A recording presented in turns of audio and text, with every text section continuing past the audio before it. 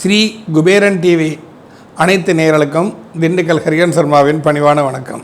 நீலாஞ்சன சமாபாசம் ரவிபுத்திரம் யமாக்கிரதம் சாய மார்த்தாண்ட சம்போதம் தம் நமாமி சனீஸ்வரம். ஓம் சனீஸ்வராய நமக. பொதுவாகவே மக்கள் மத்தியில் சனி பகவான்னாலே ஒரு குழப்பம், ஒரு கவலை, ஒரு பயம் இருக்கிறது. 2.5 வருடத்திற்கு ஒரு முறை அவர் 7.5 நாடு சனி, அர்த்தாஷ்டம சனி, அஷ்டமத்து சனி, கண்டச்சனி, ஜென்மச்சனி என்று பல வகைகளில் சனி பகவான் தன்னுடைய கர்மவினைக்கு ஏற்ப பலன்களை தருகிறார். என்னை பொறுத்த வரைக்கும் சனி பகவானை பற்றி அஞ்ச வேண்டியதே இல்லை. ஆனால் அதை அவரை எப்படி நம்ம ஹேண்டில் பண்ணணுங்கிறது தெரியாமல் முழிச்சுக்கிட்டு இருக்கோம். அந்த தன்மையை வச்சு தான் இன்றைக்கி இந்த பதிவில் 12 ராசிகளுக்கும் நீ எப்படி அவர் பலன்களை கொடுப்பாரு அப்படின்ற இதை மக்கள் தெரிஞ்சுக்கிட்டாலே போகும். நீங்கள் ஜோசிட்ட போக வேண்டாம். சனி பயிற்சியை பற்றி எளிமையாக நீங்கள் எப்படி நடந்துக்கணுங்கிறத பற்றி தான் நான் இங்கே சொல்ல போகிறேன். சனி பகவானின் ஒரு தாக்கம் இருக்கிறது என்று நீங்கள் நினச்சிங்கன்னா, உதாரணமாக 7.5 நாடு சனி நடக்குதுன்னு வச்சுக்கோங்களேன். அப்போ 7 நாடு சனி வந்துருச்சு, எனக்கு அப்படி ஏறுமோ இப்படி ஏறுமோன்னு பயத்தெல்லாம் வெளியே விட்டு 7.5 நாடு சனியில் இனி நான் இப்படித்தான் வாழ வேண்டும்ங்கிற ஒரு நிர்ணயத்தை நீங்கள் ஏற்படுத்திக்கிட்டீங்கன்னா, சனி பகவான் மாதிரி கருணை உள்ளம் கொண்டவன், சனி பகவான் மாதிரி வாரி வழங்குவன், சனி பகவானை போன்ற அற்புத நற்பலன்களை தரக்கூடியவன் வேறு எந்த கிரகத்துக்கும் அந்த சக்தி இல்லை. சாதாரணமாக சனி பகவானுக்கு சனீஸ்வரன் என்ற பட்டமும் கொடுக்கப்படவில்லை. அந்த வகையில் இந்த பதிவில் நாம் 12 ராசிகளுக்கும் சனி பகவான் நற்பலன்களை தர வேண்டும் என்று சொன்னால் நாம் எவ்வாறு நடந்து கொள்ள வேண்டும், நம் நிலையைத்தான் மாற்றிக்கணும். இப்போ பொதுவாகவே சனி பகவானை பற்றி நம்ம பலதரப்பு ஜோதிடர்களும் சரி, பலதரப்பு மக்களும் சரி, பலவிதமான புரிதல்களில் இருந்து கொண்டு இருக்கிறாங்க.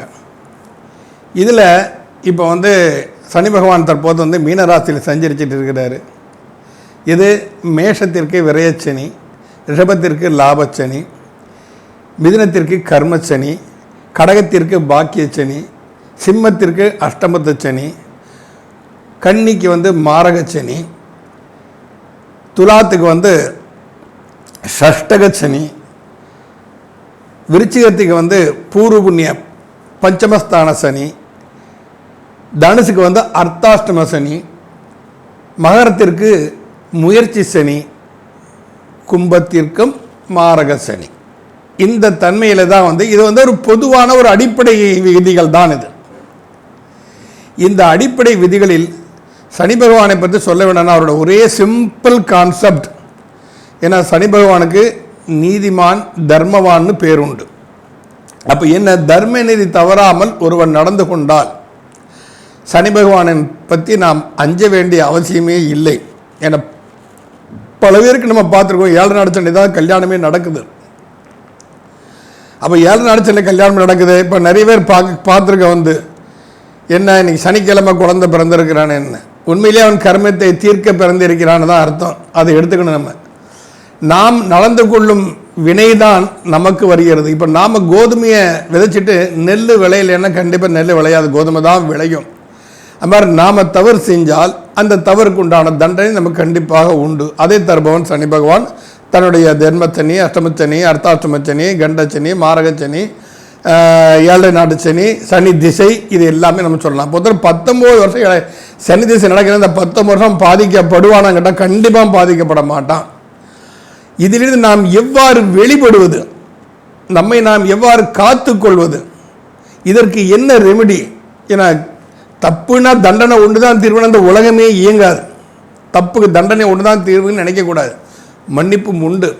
நாம் செய்யக்கூடிய நம் மனநிலையை மாற்றுவதற்கு ஏற்ப இப்படி நாம் செஞ்சிட்டோம் அப்படின்னு சொன்னால் நிச்சயமாக சனி பகவானை பற்றி நாம் அஞ்ச வேண்டிய அவசியம் இல்லை. அதை பற்றி ஒரு தனிப்பட்ட பதிவாகத்தான் இந்த பதிவில் உங்களுடன் பகிர்ந்து கொள்ள வந்திருக்கிறேன். ஒவ்வொரு ராசி ரீதியாகவும் அந்த ராசிக்கு எந்த இடத்தை அவன் சனி பகவான் பார்க்கிறான், அப்போ அந்த இடத்தை சனி பகவான் பார்ப்பதால் ஏற்படக்கூடிய விளைவுகள் என்ன? ஏன்னா சனி பகவானுக்கு ஒரு லிமிட்டட் பீரியட் இருக்குது. ஏன்னா யாருக்கு திருஷ்டி படணும், அவன் திருதேவியும் விட்டு வச்சதில்லை, பிரம்மாவுக்கு சிவனையும் விட்டு வச்சதில்லை, லக்ஷ்மி பார்வதி சரஸ்வதியும் விட்டு வச்சதில்லைன்னு நம்மளை மாதிரி சாதாரண மனுஷங்களுக்கெல்லாம் ஒன்றும் பிரச்சனை. அவங்கெல்லாம் தேவர்கள், அதனால் அவங்களுக்கு தெரியும் எந்த காலத்து எப்படி இருக்கணும். ஏன் சித்தர்களையும் நீங்கள் எடுத்துக்கங்க, அமைதி ஏறுவாங்க. அப்போ சனியோட முக்கியமான நட்சத்திரம் சொல்ல போனால் 3 நட்சத்திரம் வந்து பூசம், அனுசம், உத்திரட்டாதி. இது 3மே திருமண முகூர்த்தத்துக்கு உரிய நட்சத்திரங்கள் தான். அதே மாதிரி குருவு கூட அந்த யோகம் கிடையாது. குரு கூட ராட்சச கணம் இருக்குது. சனியோட நட்சத்திரத்தில் ராட்சச கணமே கிடையாது. அப்போ பார்த்துக்கங்க, இப்போ இயற்கையாகவே சனி பகவான் எந்த அளவு கருணை உள்ளம் கொண்டவன், கொடை வள்ளல், எவ்வாறெல்லாம் நன்மை தருவாங்கிறது நாம் வந்து உணர்ந்துக்க முடியும். அதனால் சனி பகவானை பற்றி வஞ்ச வேண்டிய அவசியமே இல்லை. நாம் எப்படி நடந்துக்கிறோம், எப்படி நடந்துக்கிட்டால் நாம் சனியின் பாதிப்பிலிருந்து விலகலாம் என்பதை பற்றி ஒரு முழுமையான இந்த பதிவில் நாம் ராசி ரீதியாக கண்டிப்பாக பார்ப்போம். பொதுவாகவே சனியின் பார்வை என்ற தன்மை வைத்து நிறைய பேருக்கு பயம் ஒன்று இருக்கிறது. எந்தெந்த பார்வையில் பட்டால் ஏற்படக்கூடிய விஷயங்கள் நம்ம எடுத்துக்கணும். சனி வந்து ஒரு இடத்த பார்க்குறார் அப்படின்னு சொன்னால் திருமண தடை ஏற்படுகிறது, தொழிலில் பிரச்சனை ஏற்படுவது, உடல் உபாதைகள் ஏற்பட்டு அதனால் மருத்துவ செலவுகள் ஏற்படுவது, திருமணம் தாமதப்படுவது, குழந்தை பாக்கியம் தாமதப்படுவது, நட்பு வட்டாரங்கள் எல்லாம் நம்ம ஏமாற்றி போகக்கூடிய ஒரு தன்மை. இந்த மாதிரி சனியின் பார்வையினால் இந்தந்த விளைவுகள் ஏற்படும் என்று நம்ம எல்லா ஜோதிடர்களும் சொல்லிட்டு இருக்கோம். ஆனால் உண்மையிலே வந்து சனியின் பார்வையை கருணைமிக்க பார்வையாக மாற்ற நம்மால் முடியும். அப்போ எந்தெந்த ராசிக்கு எந்தெந்த இடத்தை அவர் பார்க்குறாரு, அந்தந்த இடத்தை நாம் என்னென்ன செஞ்சால் அது நமக்கு சனியின் பார்வை கொடூர பார்வையாக இல்லாமல் கருணை பார்வையாக மாறும் என்பதைத்தான் இந்த விளக்கத்தில் நாம் சொல்லியிருக்கிறோம். இது எல்லாரும் பின்பற்றுங்க. நிச்சயம் சனியை போர் கொடுப்பார் இல்லை என்ற ஒரு தன்மைக்கு எல்லாருமே வர கண்டிப்பாக முடியும். ஓம் பங்குபாதாய வித்மகே சூரியபுத்திராய தீமகே தன்னோ மந்த பிரச்சோதயாத். இப்போ இந்த பதிவுகளை நாம் வந்து ஒரு பொதுவான ஒரு பதிவாக நம்ம கொடுத்துருக்கோம். இந்த பதிவுகளை பற்றிய உங்களுடைய கமெண்டுகள் எதுவாக இருந்தாலும் தைரியமாக நீங்கள் கேள்வியாக கேட்கலாம். உங்களுக்கு கமெண்ட்லேயே அதில் பதிலளிக்கப்படும். அப்படியும் ஒருவேளை எனது வேலைப்பளு காரணமாக உங்கள் கமெண்டை பார்க்க முடியலன்னா என்னோடய நம்பர், அந்த ஃபோன் நம்பர் அங்கே வந்துகிட்டு இருக்கும், 9952354602. அந்த நம்பருக்கு எனக்கு ஃபோன் பண்ணி நீங்கள் நிச்சயமாக அதற்குண்டான ஒரு ரெமிடியை எங்களிடமிருந்து நீங்கள் கேட்டு பெற்றுக்கொள்ளலாம். கந்தர்ப்ப குருணை காரணமாக உங்கள் ஃபோனை எடுக்க முடியாவிட்டாலும் அடுத்து 2 நிமிஷத்தில் 3 நிமிஷத்தில் எனக்கு கொஞ்சம் ரெஸ்ட்டு கிடைக்கக்கூடிய நேரத்தில் என்ன நமக்கு மிஸ்டு கால் வந்திருக்கேன்னு பார்த்து கண்டிப்பாக நானே உங்களுக்கு கூப்பிட்டுருவேன். உங்களுடைய அத்தனை கேள்விகளுக்கும் விடை கண்டிப்பாக கிடைக்கும். சனி பார்வை கொடுக்கும் பார்வையை தானே தவிர கெடுக்கும் பார்வை அல்ல என்பதை உங்கள் அனைவருக்கும் தெளிவுபடுத்துவதற்காகத்தான் இந்த பதிவு. மகர ராசி நேயர்களே, உங்கள் ராசியாதிபதி பொதுவாகவே 7 நாடு சனி விட்டு போச்சு. 7 நாடு சனி மகர ராசி கும்பராசிக்கு என்னையா பாதிப்பை பண்ண போகுது? ராசி அதிபதி சனி பகவான் உங்கள் ராசிக்கு முயற்சி ஸ்தானத்தில் அமர்ந்து கொண்டு, அதுவும் குருவின் வீட்டில் அமர்ந்து கொண்டு உங்கள் ராசிக்கு 5ஆம் இடத்தை அவர் பார்க்கிறார். மகரத்திற்கு 5ஆம் இடம் என்று சொல்லக்கூடிய பூர்வ புண்ணிய ஸ்தானத்தை பார்க்கிறார். 5ஆம் இடத்துக்கு அதிபதி சுக்கிரனும் சனியும் நட்பு கிரகங்கள் வேறு இதில் வந்து. அப்போ பூர்வீக சம்பந்தப்பட்ட சொத்துக்கள் எதுவும் இருந்து அதை வந்து நீங்கள் விட்டுடலான்னு கூட நினைக்கலாம். இவனுக்கு ஏன் விடணுங்கிற எண்ணமும் இருக்கலாம். அந்த மாதிரி இருந்தால் அந்த எண்ணத்தை மாற்றிருங்க. நமக்கு பிரயோஜனப்படாது, ஆனால் அவன் பயன் அடைஞ்சிடக்கூடாது. இந்த எண்ணங்கள்லாம் நிறைய இருக்குது. இந்த மாதிரி யார் இருந்தால் அதை விட்டுருங்க. அது வேண்டாம், அந்த எண்ணமே நமக்கு வேண்டாம். அதே சமயத்தில் குழந்தைகளினால் ஒரு மேன்மைத்தன்மையை கண்டிப்பாக அடைவீர்கள். சாதிச்சுட்டு வந்திருக்காப்பா என் பையன் பெருமையாக பேசுகிற அளவுக்கு நற்படங்கள் கண்டிப்பாக நடக்கும். நமது பையன் மக்கள் தொடர்பில் வந்து சீரும் சிறப்போடு இருக்கிறான். அவன் நினைத்தபடி எல்லாம் மக்கள் அவனுக்கு ஆதரவு தருகின்ற ஒரு தன்மை. அரசியல்வாதிகள் இருந்தால் எல்லாம் மிகப்பெரிய ஆதரவாலாம் வரும். ஆனால் அதற்கேற்றாற்போல் நீங்கள் நடந்து கொள்ள வேண்டும். பொதுவாகவே மகர ராசிக்காரங்க நடத்தால் கொஞ்சம் சாந்த சுரூபம்னு சொல்லலாம் அவங்கள வந்து. ஆனால் என்ன, ரொம்ப ஈகோ ஹர்ட் ஆவாங்க. அதிகமாக சுய கௌரவத்தை அளவுக்கு மீறி பார்ப்பாங்க மகர ராசிக்காரங்க. அதெல்லாம் கொஞ்சம் குறைச்சிக்கணும். யாருக்கிட்ட நான்லாம் யாருப்பா, ஏதோ வாழ்க்கை ஓடுது, இறைவன் அருள் புரியறான், நான் பாட்டு நிம்மதியாக இருக்கேன், அதைத்தான் நீங்கள் கொண்டு போகணுமே தவிர சின்ன சின்ன விஷயம் ஈகோ பாரி என்ன அப்படி சொல்லிட்டானே இப்படி சொல்லிட்டாலும் அதப்படலாம் அர்த்தமே இல்லை. இப்போ உங்கள் ராசிக்கு 5ஆம் இடம் தான் பூர்வ புண்ணிய ஸ்தானம்னு நம்ம சொல்லுவோம். அந்த தான் பூர்வீக சொத்துக்களை பற்றி நம்ம பேசிட்டோம். ஏதே சமயத்தில் குழந்தைகளுக்கு நீங்கள் செய்யக்கூடிய ஒரு விஷயங்கள், குழந்தைகள் ரீதியாக திருமணம் ஆக வேண்டியிருந்தால் அந்த திருமணம் ஆவது, இது எல்லாமே உங்களுக்கு அதிக நற்பலன்களை கண்டிப்பாக கொடுக்கும். அதே சமயத்தில் ஒரு பள்ளிக்கூடம் படித்தவங்களாக இருந்தீங்கன்னா இலவசமாக டியூஷன் சொல்லிக் கொடுங்க, காசு வாங்காதீங்க. இலவசமாக டியூஷன் தான் ரொம்ப படிப்பில் பின்தங்கிய மாணவர்கள், நம்மளால் படிக்கவே முடியலையே, மண்டையிலேயே ஏற மாட்டேங்குது, எத்தனையோ தவிச்சிட்டு இருக்கிறாங்க. இப்போ அந்த மாதிரி குழந்தைகள்லாம் கூப்பிட்டு வச்சு அவங்கள சைக்காலஜிலாம் ட்ரீட்மெண்ட் பண்ணி அவங்களுக்கு எதில் இன்ட்ரெஸ்ட் இருக்குதுன்னு தெரிஞ்சு அந்த குழந்தைகளுக்கு போதனை பண்ணுங்கள். அது உங்களுக்கு அதீத நற்பலன்களை கண்டிப்பாக கொடுக்கும். அதே சமயத்தில் நம்ம ஏற்கனவே சொல்லியிருக்கோம், இந்த பூர்வ புண்ணிய சனி பார்த்தா என்ன ஆகும்னு சொல்லியிருக்கோம். நம்ம அந்த தன்மைக்கு ஏற்ப இப்போ பார்க்க போனால் இப்போ ரிஷபராசிக்கு பூர்வ புண்ணிய ஸ்தானத்தை பார்க்குது சனி பகவான். நம்ம ரிஷபராசியிலே சில விஷயங்கள்லாம் சொல்லிவிட்டோம். நம்ம ரிஷபராசியை பற்றி பேசும்போதே சில விஷயங்களை சொல்லிட்டோம். நம்ம திரும்ப திரும்ப சொல்ல வேண்டியதில்லை. அதே மாதிரி ஏழை குழந்தைகளுக்கு உதவுங்கள். ஏழை குழந்தைகளுக்கு உதவுங்கள். பணம் இல்லை என்று ஒருவன் பள்ளி படிப்பை நிறுத்தப் போகிறான் என்றால் கண்டிப்பாக உங்களால் முடிந்த அளவு செய்யுங்க. ஒரு 4-5 பேர் சேர்ந்து கூட செய்யுங்க. அது உங்களுக்கு பிற்காலத்தில் மிகவும் ஒரு அற்புதமான ஒரு யோக அமைப்பை தானாக கொண்டு வந்து கொடுத்துவிடும். அதற்கு அடுத்தாப்புல உங்கள் ராசிக்கு பாக்கியஸ்தானம் சொல்லக்கூடிய 9ஆம் இடத்தை சனி பகவான் பார்க்கிறார். அது ஒரு பாக்கிய பார்வை. 9ஆம் இடத்தை பார்ப்பதனால பொதுவாகவே 9ஆம் இடம் எந்த ஒரு ராசிக்குமே நட்பு வீடாகத்தான் இருக்கும், அதில் மாற்று கருத்து இல்லை. அப்போ அந்த 9ஆம் இடத்தை பார்க்கும் பொழுது நீங்கள் ஆன்மீக நெறிகளில் கண்டிப்பாக செல்ல வேண்டும். வாய் தவறி கூட நாத்திகம் பேசக்கூடாது. சில பேர் இருக்காங்க, நாலு பூரா கோயில் குளம் போவாங்க, சாமி கும்பிடுவாங்க, எல்லா வேலையும் செய்வாங்க. அடப்போயா நானும் தான் விழுந்து சாமியை கும்பிட்டேன், என்ன ஆச்சு, இன்றைக்கி நான் கஷ்டப்பட்டுக்கிட்டு தான் இருக்கேன். நீங்கள் கஷ்டப்படுகிறீர்கள் என்றாலே அதற்குண்டான நிவர்த்திக்கான காலகட்டமும் தூங்கிவிட்டது என்றுதான் அர்த்தம். மனம் தளர்ந்து விடக்கூடாது, புத்தி பேதலித்து விடக்கூடாது, மைண்டு கண்ட்ரோலில் வச்சுக்கணும். இதை செஞ்சுட்டு என்ன கஷ்டம் வந்தாலும் சரி, சிவாய நமவென்று சிந்தி திருப்போர்க்கு அவாயம் ஒரு நாளும் இல்லை, ஐயனே என் பாதம் பணிகின்றேன் என்று சிவன் பாதத்தை பற்றி கொண்டு வந்தால் அவர் தான் மிருத்யுஞ்சயர். கர்மவினை, எவருடைய கர்மவினையை தீர்க்க நற்பலங்களை அளிக்க முடியும். எல்லாருக்கும் இந்த மார்க்கண்டேயர் கதை தெரியும். சிவ வழிபாட்டில் இருந்தனால தான் இன்றும் 16 என்று ஆசீர்வதிக்கப்பட்டு அவன் இன்றும் நம்மிடையே மிருத்யுஞ்சய மந்திரத்தை உபதேசித்தவர் மார்க்கண்டேய மகரிஷி. இப்படி பாக்கியஸ்தானத்தை பார்ப்பால் உங்கள் பாக்கிய உன்னதி பெறுவதற்காக உங்கள் முயற்சிகள் இருக்கட்டும். ஏற்கனவே சொன்ன மாதிரி ரிஷபராசிக்கு சொன்ன மாதிரி தாத்தந்தரை வழிபாடு, முன்னோர்கள் வழிபாடு இதெல்லாம் இருக்கட்டும். நம்ம பூர்வீகம் எங்கெல்லாம் இருக்கிறது, பூர்வீக மக்கள் நமது உறவில் எங்கெல்லாம் இருக்கிறாங்க. நான் இப்போ சமீபத்தில் ஒருத்தர் தேவப்பிரசன்னம் பார்க்க போனோம் குலதெய்வசியமா. அது ஒரு இண்டிகேஷன் காட்டுச்சு. அந்த அமைப்பெல்லாம் அதில் தோட்டம் துறவு அந்த இதெல்லாம் சொன்ன மாதிரி அங்கே போய் விசாரிக்கும் போது தான் 100 வருஷத்துக்கு முன்னாலேருந்து அவருடைய உறவுகள் இருக்கிறதெல்லாம் தெரிய வந்துருச்சு. ரொம்ப ஆனந்த கண்ணீர் விட்டாங்க, சந்தோஷப்பட்டுக்கிட்டாங்க.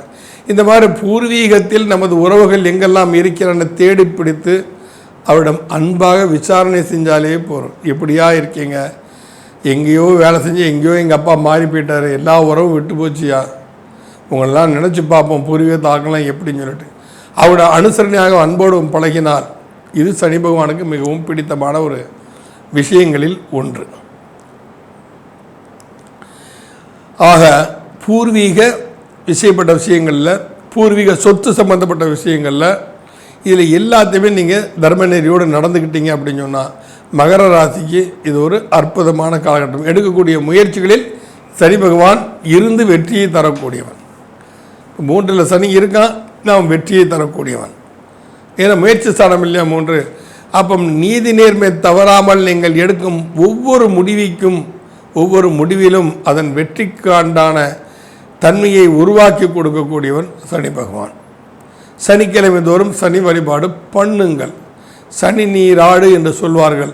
அதற்கேற்றாற்போல் நடந்து கொள்ளுங்கள். சும்மா இங்கேருந்து கொச்சனூருக்கும் திருநள்ளாருக்கும் போனால் தான் அருள் புரிவார். நீ வீட்டில் இருந்தாலே சனி பகவான் உங்களுக்கு அருள் புரிவார். அவ்வளோ. அதெல்லாம் ஒரு புண்ணிய க்ஷேத்திரங்கள், ஒரு பிரார்த்தனைக்காக உருவாக்கப்பட்ட தலங்கள். அதெல்லாம் நான் அப்படி பார்த்தா திருநள்ளாறு பிரம்மாவுக்கு பதவி பறி போன பிறகு அங்கே உட்காந்து தவம் பண்ணி பிரம்மாவின் இழந்த பதவியை மீட்டு கொடுத்த இடம் திருநள்ளாறு. அப்போ ஒரு பதவி இழந்துச்சுன்னா திருநள்ளாறு போய் நீங்கள் பிரார்த்தனை பண்ணலாம். அது தர்பாரண்யேஸ்வரர். அவர் அங்கே சனியை தன் பக்கத்தில் உட்கார வச்சிருக்கார். சிவன் என்னை நம்பி என் மீதும் பரிபூர்ண பக்தியை கொண்டு என்னிடம் பிரார்த்தனை செய்ய வருவர்களுக்கு நீ எந்த பாதிப்பும் பண்ணக்கூடாது அப்படின்னு சொல்லிட்டு சிவன் பக்கத்திலேயே சனி பகவானை வச்சிருக்கிறார். இந்த சனி பகவான் அதனால திருநள்ளாறுனா எல்லாருக்குமே ஞாபகம் வரக்கூடியது சனி பகவான் தானே தவிர அங்கே மூலாதாரமாக இருக்கக்கூடிய தர்பாரண்யேஸ்வரர் யாருக்குமே தெரியறது இல்லை. அப்போ சனி பகவான் ஈசனின் தாசன், சிஷ்யன், சிவனின் சிஷ்யன் சனி. அதனால சனி ஈஸ்வர பட்டம் அவருக்கு கிடைச்சது. அப்போது இந்த தன்மையோடு இருந்தீங்கன்னா நீங்கள் ஆன்மீக நெறிகளை தவறாமல் இருந்தீர்கள், தியாக உணர்வோடு செயல்பட்டால் நிச்சயமாக மகர ராசிக்கு இது அதீத நற்பலன்கள் கண்டிப்பாக கொடுக்கும். அதே சமயத்தில் உங்கள் மகர ராசிக்கு விரயஸ்தானத்தோட 12ஆம் இடத்தையும் சனி பகவான் பார்க்குறார். நம்ம ஏற்கனவே விரயஸ்தானத்தை பற்றி நிறைய நம்ம பேசிட்டோம். எந்த மாதிரி நீங்களாம் நடந்துக்கணும், அயனசேன சுகத்தில் ஆகட்டும், மற்றபடி உங்களுக்கு செலவுகள் கையில் காசு இருக்குது, பணங்காசு இருக்குன்னா அதை அசர்ட்டாக மாற்றுறதுக்கு இதெல்லாம் பண்ணுங்க. அப்போ தேவையற்ற விரயங்கள் தவிர்க்கப்படும். கண்டிப்பாக உங்களுக்கு தேவையற்ற விரயங்கள் நீங்கள் காப்பாற்றப்படுவீர்கள். பணம் இருந்தால் ஒரு அசர்ட்டை வாங்கி போடுங்க. குழந்தைகளுக்கு கல்யாணத்தை நடத்துங்க. பரோபகார சிந்தனையோடு செயல்படுங்க. பக்கத்து வீட்டுக்காரங்க ஒரு பொண்ணுக்கு கல்யாணம், தங்க வாங்க காசு இல்லைன்னா உங்களால் முடிஞ்ச அளவு தாலிக்கு தங்க வாங்கி கொடுங்க. இதெல்லாம் பல தோஷங்களை தீர்க்கக்கூடிய விஷயங்கள் மற்ற எத்தனை கிரகத்தை என்ன தோஷம் இருந்தாலும் சரி, சனியோட ஒரு பார்வை போகிறோம் அத்தனை தோஷத்தையும் தூக்கி எரிஞ்சு போட்டு உங்களுக்கு தூக்கிட்டு போயிட்டு கொண்டே இருப்பான் சனி பகவான். அதற்கு சனி பகவானின் வழிபாடு மிகவும் மிக மிக முக்கியமான ஒரு விஷயங்களில் ஒன்று. தசரதன் இயற்றிய அந்த சனி ஸ்தோத்திரம் மிகவும் அற்புதமான ஒன்று, மிகவும் பிரீதியான ஒன்று. அதை யார் படித்தாலும் சனி பகவானின் பரிபூர்ண அருள் அவர்களுக்கு கண்டிப்பாக கிடைக்கும். அதை நம்ம மனசில் வச்சுக்கிட்டு இந்த மகர ராசிக்காரங்கள் செயல்பட வேண்டும்.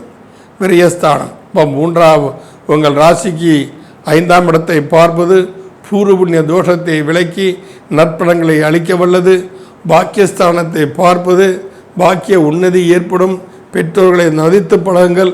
பெற்றோர்கள் தீர்த்த யாத்திரை செய்ய வேண்டும் என்று நினைத்தால் அவர்கள் தீர்த்த யாத்திரை செல்வதற்குண்டான வசதி வாய்ப்புகளை ஏற்படுத்தி கொள்ளுங்கள். யாரோ அவங்க தெரிஞ்சவங்க பக்கத்து வீட்டுக்காரங்க காசிக்கு போகிறேன்னு சொல்கிறாங்க, வழிச்செலவுக்கு ஏதாவது பணம் கொடுத்து அனுப்புங்கள் அவர்களுக்கு.